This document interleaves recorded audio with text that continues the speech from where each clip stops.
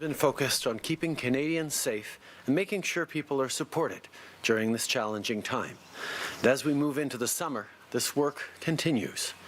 While we've made good progress over the past few months, the virus remains a very serious threat to our health. And with parts of the economy shut down for many months, a lot of people need help getting back on their feet. So we're going to continue helping in every way we can. Our government has launched new programs and made new investments to help businesses reopen safely, get people back on the job, and lay the groundwork for our economy to come roaring back. If you own a business and you're struggling with cash flow, you can get a loan through the Canada Emergency Business Account to bridge to better times. If you're a student or a recent grad looking for a job, we've created thousands of new work placements through Canada Summer Jobs and the Student Work Placement Program. And if you're an employer and you need help to bring back your staff, the Canada Emergency Wage Subsidy is there for you through this summer. In every part of the country, business owners are stepping up and hiring back their staff, from Brook Signs in Brantford, Ontario, to Anchor D Guiding and Outfitting in Turner Valley, Alberta. And moving forward, our government will help even more businesses bring back their workers. Life is slowly starting to return to normal, and this is good news for everyone. But the recovery also presents new challenges. Our government continues to follow the situation closely and to listen to Canadians. We want the programs to be adapted to people's needs and realities, and that's why the federal government intends to extend by 1 month the Emergency Commercial Rent Assistance Program, and we're working with the provinces and territories to make that happen. This program allows thousands of small businesses right across the country to pay less for their rent. We understand that many owners have problems with cash flow right now, and we're working on that this week. The government intends to extend the Canada Emergency Commercial Rent Assistance by another month, and we're working with the provinces and territories to do just that. This program is helping thousands of small businesses across the country save on rent. We know that many business owners are struggling with cash flow right now, so we're working on a solution. With summer officially here, I know a lot of people are wondering what to expect for the coming months. So this afternoon, Dr. Tam and Dr. New will release the latest public health modeling. We'll have more details then, but here's the main takeaway from these projections. After a very challenging spring, things are continuing to move in the right direction. We still have some hot spots in some parts of the country, but nationally, the number of cases, hospitalizations, and deaths is declining over time. And that's because Canadians are doing their part. You took this seriously. You followed public health instructions and made sacrifices so we could get this virus under control. Over the coming weeks, we're going to keep regularly updating Canadians on how this virus is progressing, as we have since the beginning of this crisis, including with the latest numbers continuing to be published every single day.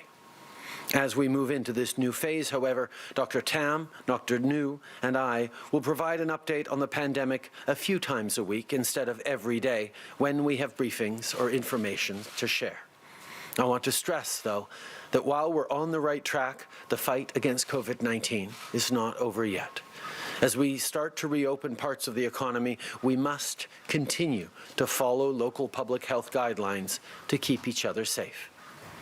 This afternoon, Dr. Tam and Dr. New will be presenting the latest projections from Public Health. There will be further details provided at that time, but this is the major takeaway. After a difficult spring, things continue to improve. We do have hot spots in Canada, but across the country, the number of cases, of hospitalizations and deaths is declining. And that's because Canadians are doing their part. You took the situation seriously by following public health advice and by making sacrifices. In the coming weeks, we will continue to update you on the latest developments as we have been doing from the outset.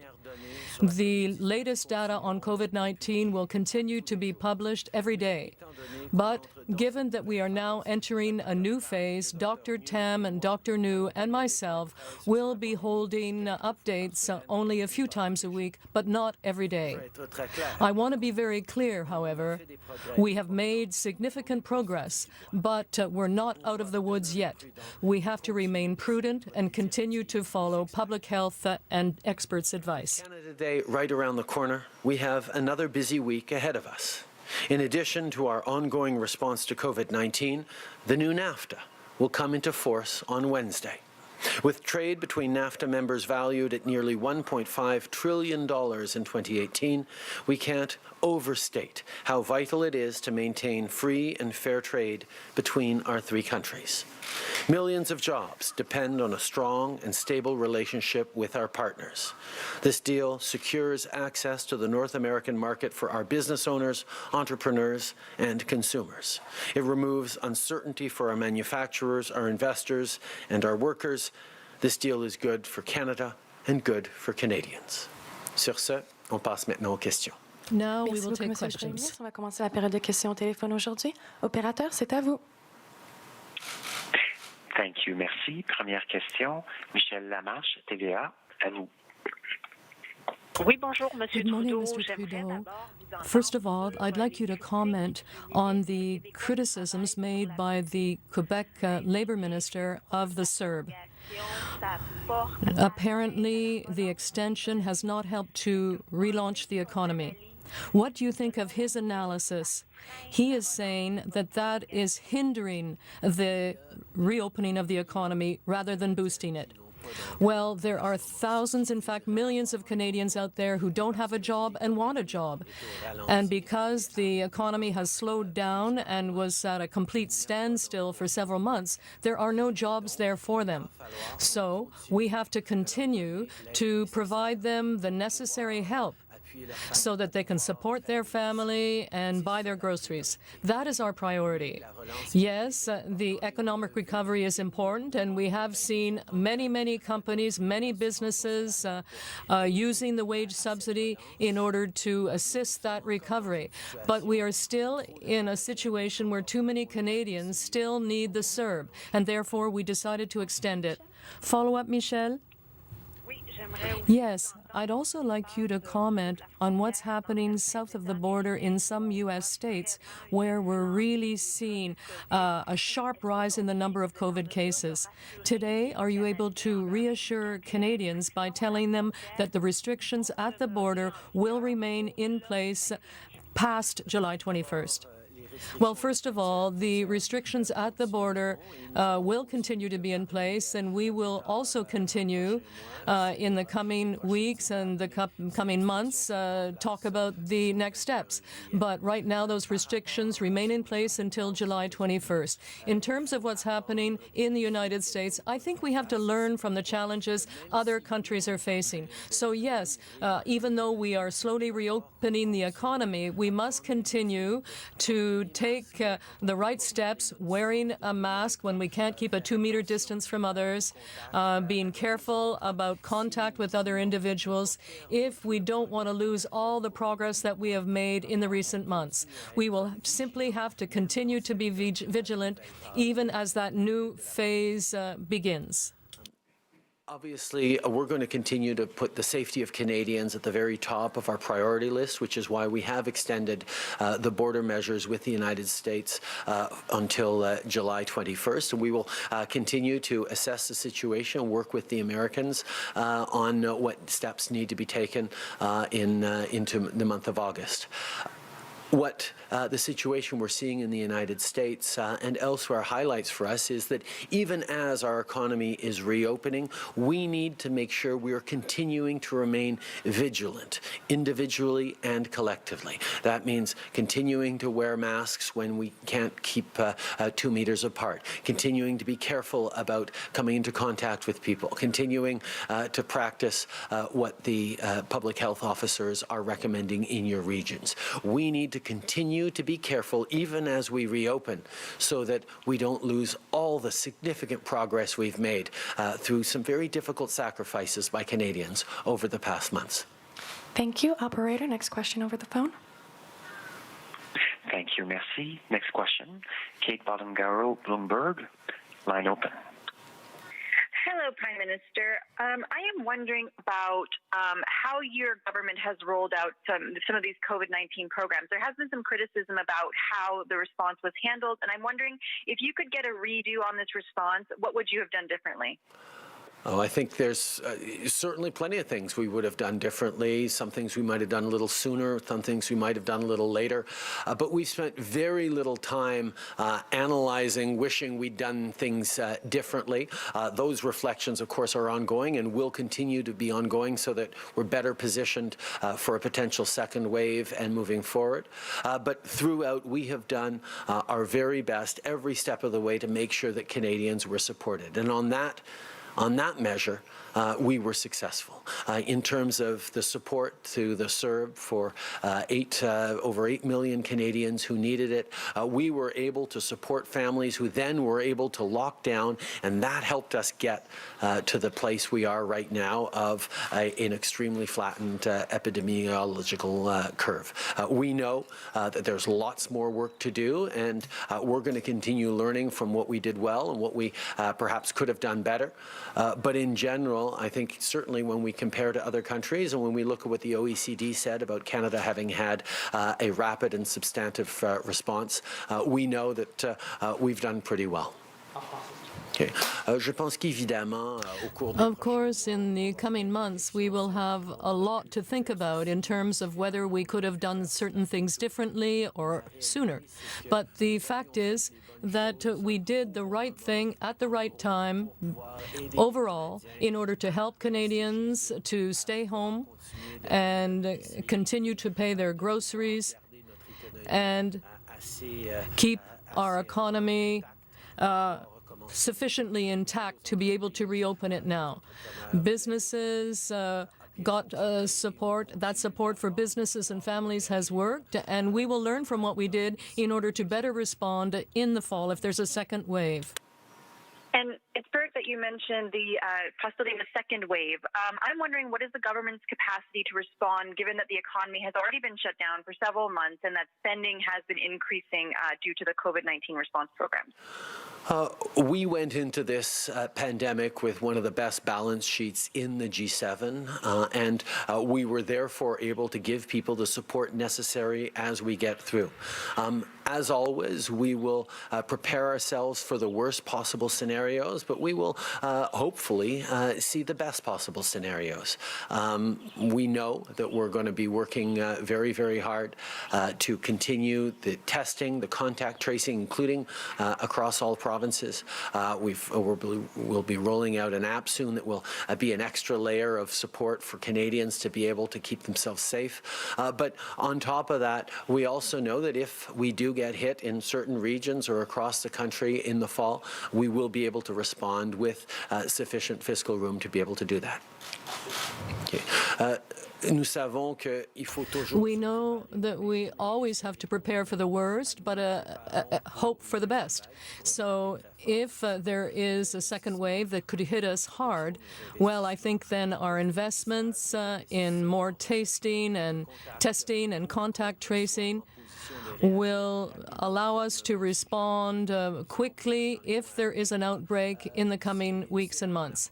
So I think that's the right approach to take under the circumstances. At the same time, we have had one of the best balance sheets of any of the G7 countries at the time that we entered this pandemic, and that is why we were able to help so many businesses and families get through these recent months. If ever we find ourselves in difficult circumstances in the fall, we will have the capacity to continue to provide help. But as I said, we want to ensure that what we have in terms of current measures or measures in place will, if possible, prevent a second wave. Thank you, merci. Next question, Michelle Carbert from the Globe and Mail. Line open. Hi, Prime Minister. Thanks for taking our questions. This question is about Canadian foreign fighters in Syria. Despite your government's claim that it is too dangerous to send diplomats into northeastern Syria to repatriate these Canadians, more than 20 countries, including the U.S., France, and Germany, have repatriated their citizens from northeast Syria. Why can't Canada do the same and take responsibility for its citizens? We continue to engage in consular cases around the globe.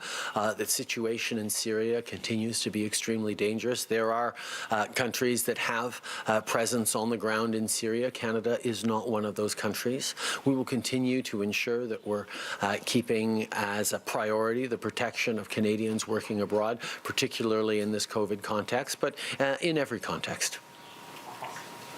We will continue to work to help Canadians in difficulty right around the world. In Syria, there are many, many countries that are on the ground. Canada is not one of those.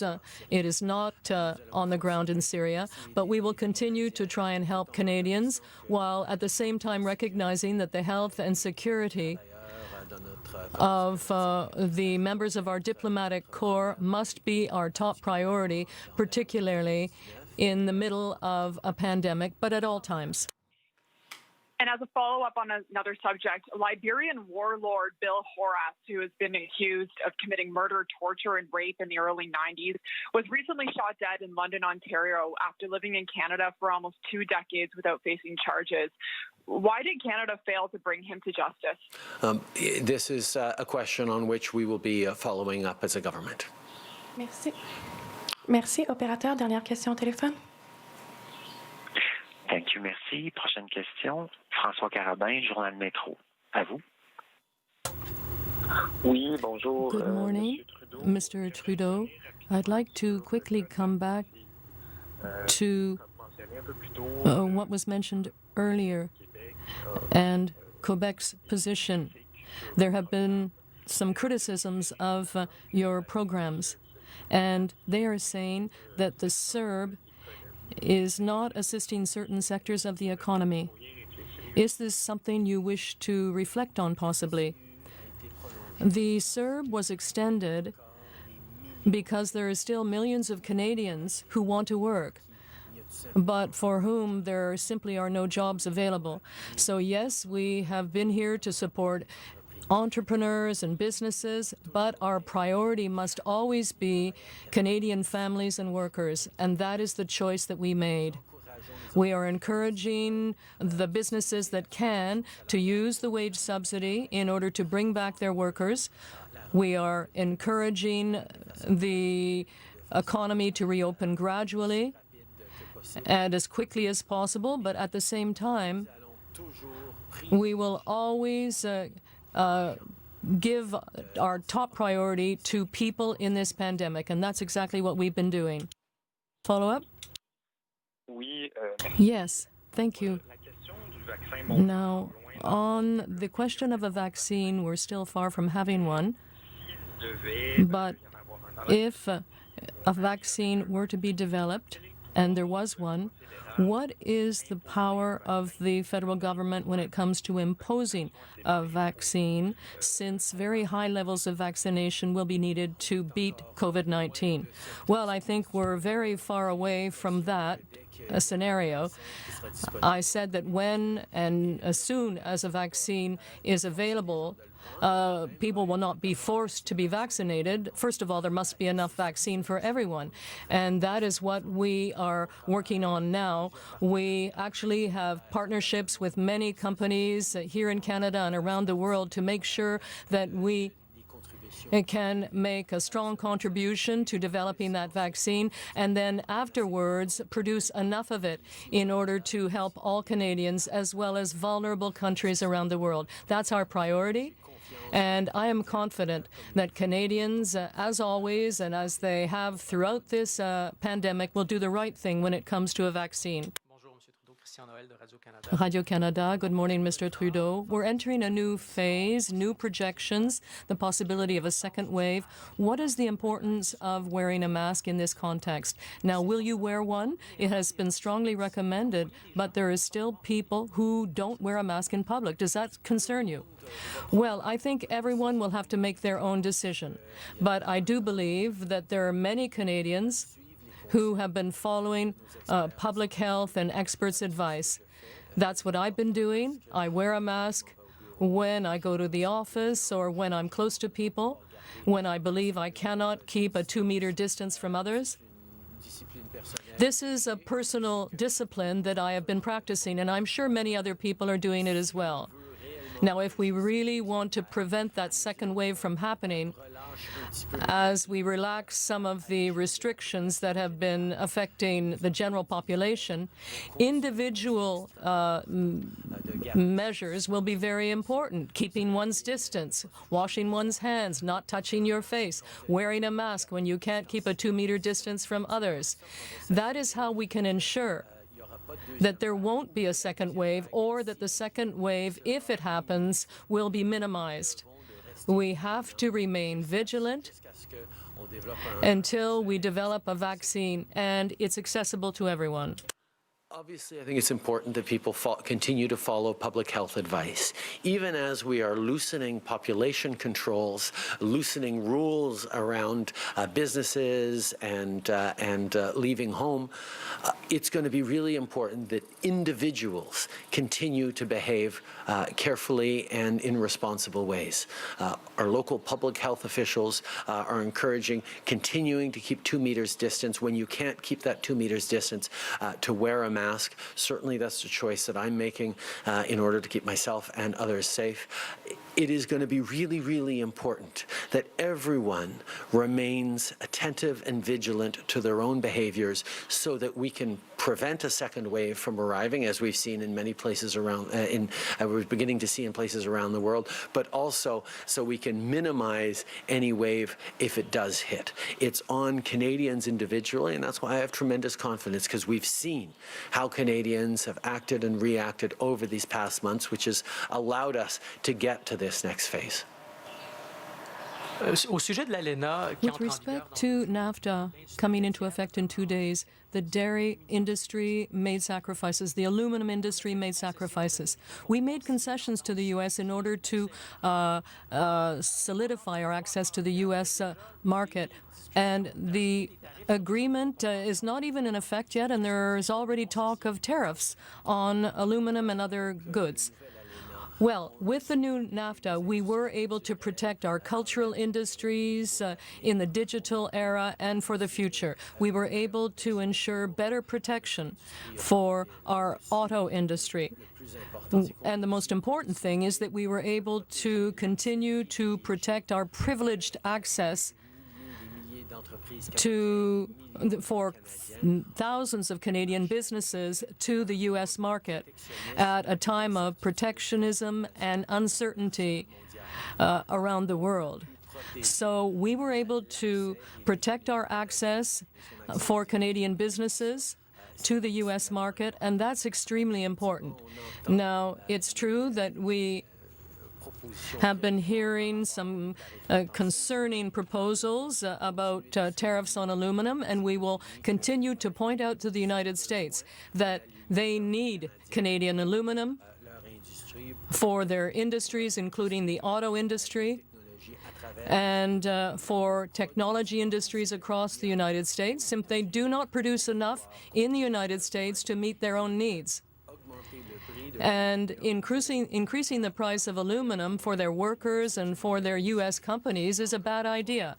Once again, we see that our economies are closely integrated, and we will continue to point that out to the U.S. administration.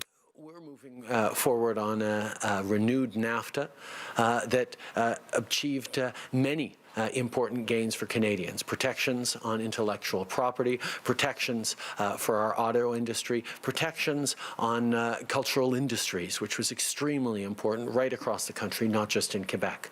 But most important of all, we secured Canada's access to the world's largest market in a privileged way at a time of protectionism and uncertainty. And that is something that makes a huge difference for Canadians and for Canadian businesses, and indeed for investors around the world, that Canada continues to have protected and privileged access to the United States. In regards to aluminum, we have heard, obviously, the musings and proposals from the United States that perhaps there needs to be more tariffs on aluminums. What we simply highlight is the United States needs Canadian aluminum. They do not produce enough, nowhere near enough aluminum in the States to be able to fill their domestic manufacturing needs. Therefore, if they put tariffs on Canadian aluminum, they're simply increasing the costs of inputs, necessary inputs to their manufacturing base, which will hurt the American economy.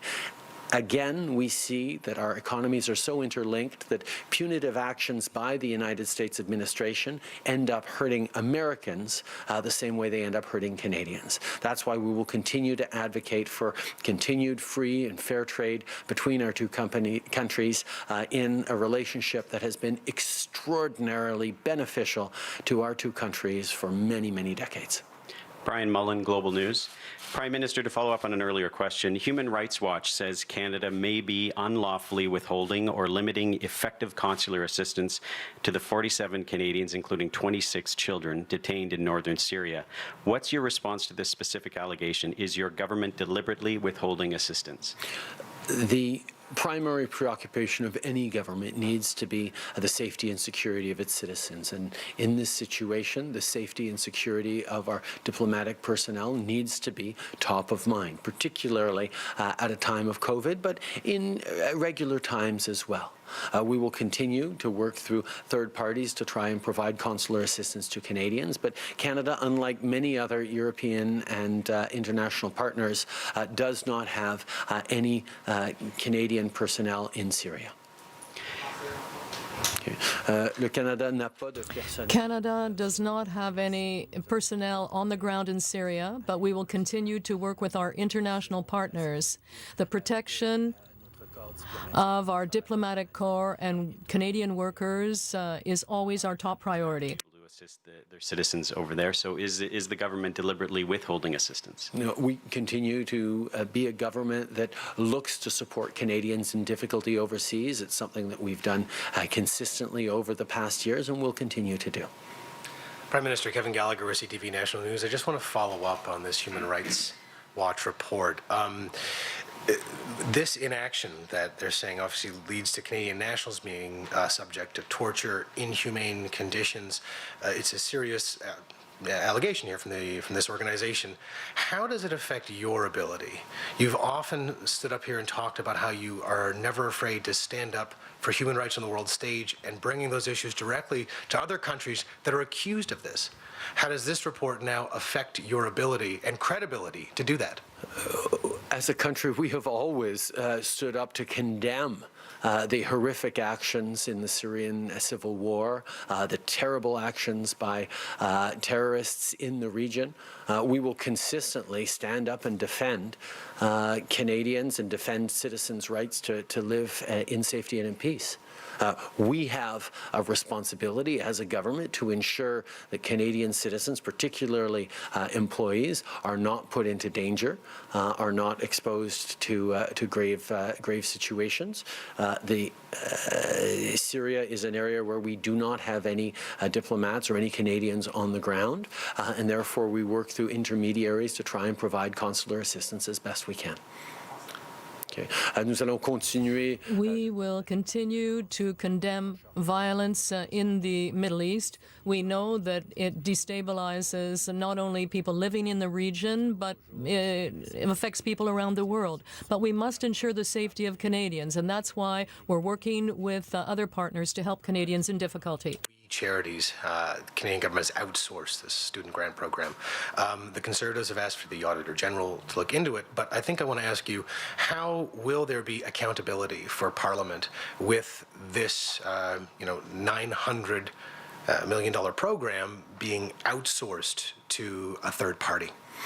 The Government of Canada has extensive practice of working with third parties, charities, to deliver programs. When we wanted to move forward to help various food banks across the country, we worked with the charity Food Banks Canada in order to deliver the program. When we wanted to help grassroots community organizations, we worked with United Way in order to deliver that program.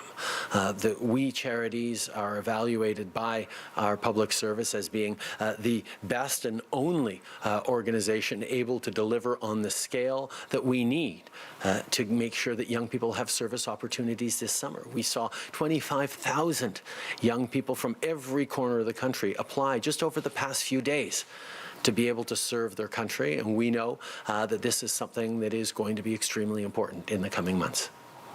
Okay.